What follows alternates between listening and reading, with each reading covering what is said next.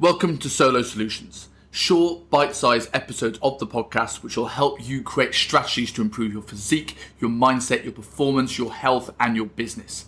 We all know that action leads to momentum, and momentum leads to big goals. These episodes are designed to give you one key tip or one key strategy to help you push through your sticking blocks and get into the best condition, mindset, or business possible.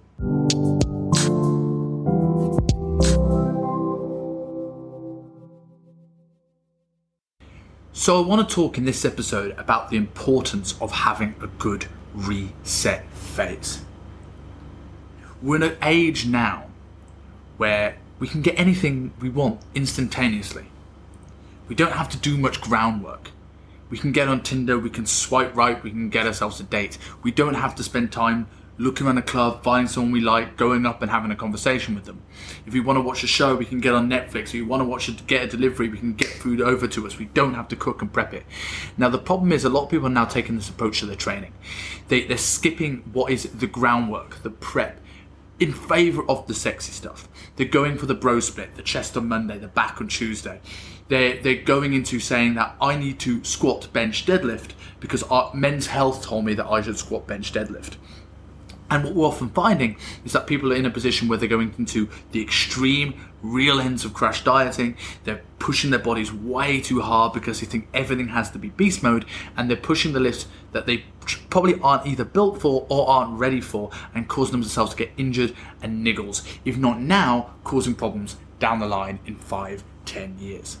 Maybe you're already somebody that is at that stage 5-10 years down the line and has got those niggles and those injuries from the years of wear and tear on the joints, on the body, on the digestive system, and are now struggling and finding it more difficult to get in shape than ever. What is the answer to those problems? The answer to those problems is really laying the groundwork in place and putting the foundations in for the future. If you look at your results a little bit like a pyramid, understand the base of your pyramid is your foundations. It is being structurally sound to get into positions and to be able to control movements to the muscles that they're intended. If we can do that, we can put more tension on our muscles, we can create a better response with less excess baggage and stress that's going to affect us. We want to be able to, in the gym, be able to train with the intensity to get the response we want out of it, rather than just moving for moving's sake. With the nutrition, we want to be at a point where if we go into a diet, we're calorie deficient, but we're not nutrient deficient. We want to be in a position where our body was willing to let go of fat, willing to build muscle, without having a constant battle. And to understand that to do this, we need to be in the right headspace, we need the right mindset, and we need to be in the right habits to make these things without making mistakes. And how we do that is setting ourselves up with what I call a reset phase.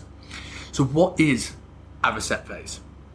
A reset phase is May Coaching's interpretation of what strength coaches for years have called a GPP, General Preparedness Phase. Anyone listening to this is familiar with Luke Lehman. He often talks about the concept of least mode and how least mode will work our way into beast mode. This is essentially the process here with what we're looking at in terms of the reset phase, setting the foundations in place to build upon for the long term. How this phase now will allow you not only to get results in 8, 9, 10, 12 weeks, but to still keep those results for 8, 9, 10, 12 years and improve upon them. So how does that look? So in this episode, I'm just going to break down some of the factors that are going to contribute to this reset phase from a mindset perspective, a training perspective, a nutritional perspective, and a health perspective that'll make things much easier for you going down the line. But before I do that, I want to discuss with you a couple of clients that I think that are really going to be important to show how doing this really does nail a lot of the things that people tend to struggle with. The first client I want to talk about is my client Georgina. Georgina used to live in a very stressful place, actually in Afghanistan. At the time of recording this, we're having a few turbulent times there at the moment. So at the time when she started, she was in a place where it wasn't quite as chaotic as it is right now. She had idea of getting herself into the best shape possible. And we set the groundwork in place to be able to nail her reset phase, get her as healthy as possible, get her as effective in the gym, get her habits dialed in. So when the world changed and she had to get out of there pretty quickly. She moved her business and her life over to Dubai. Now, she'd never been to Dubai before. And now there was all these opportunities. There was brunches, there was dinners, there was pizza, there was alcohol. And her priorities in life sort of changed. Now, we got her 3/4 of the way towards her end goal in terms of her condition, but she wasn't quite there yet. But her priorities changed. So what we decided to do, now she was in a good place, she can now start to build her food up, and in turn doing that, she was in a good place healthily to take that in and it to not really affect her physique and not allow her to go backwards too much.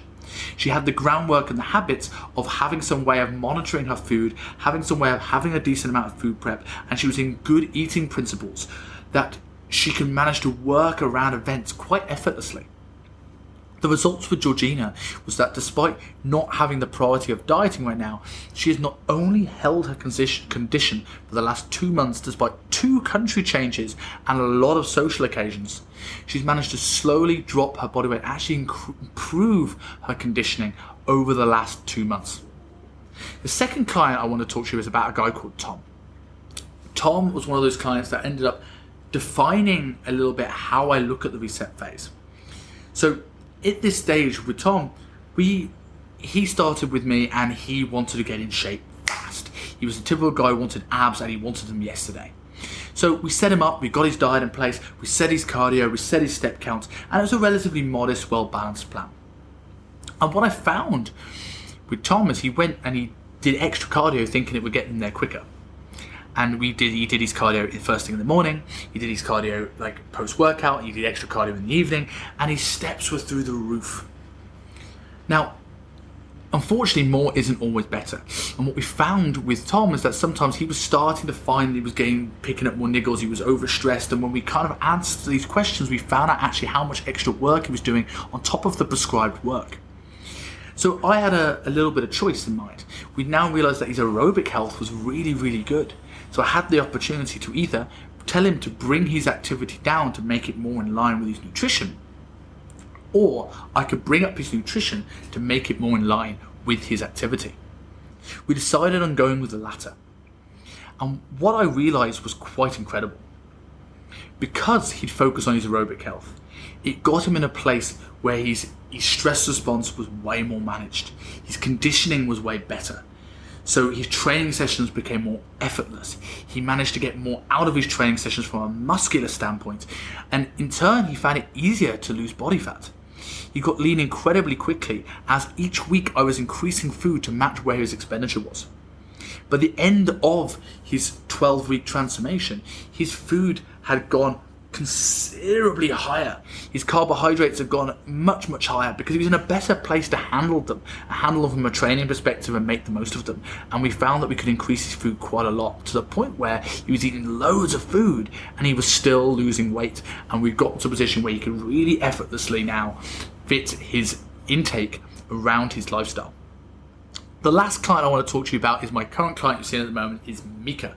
Mika, a guy from Serbia, another guy that wanted to get in shape quick, but he had his head in the right place and he wanted to set himself up for the long term.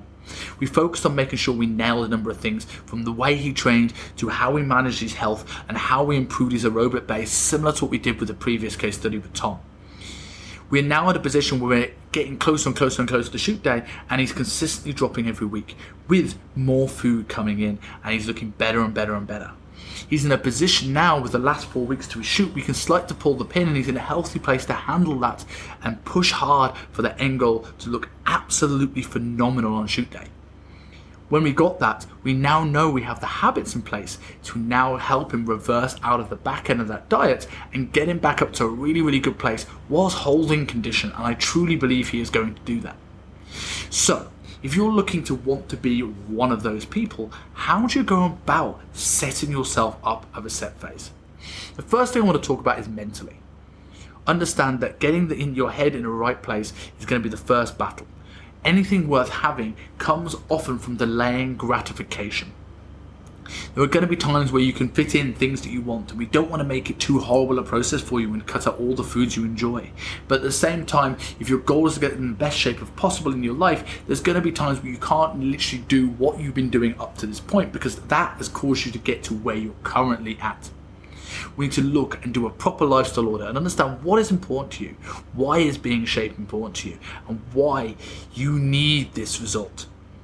Allowing that will allow you to prioritize when you allow yourself to have those foods that you enjoy and when you can prioritize the long-term gain over that short-term instant gratification.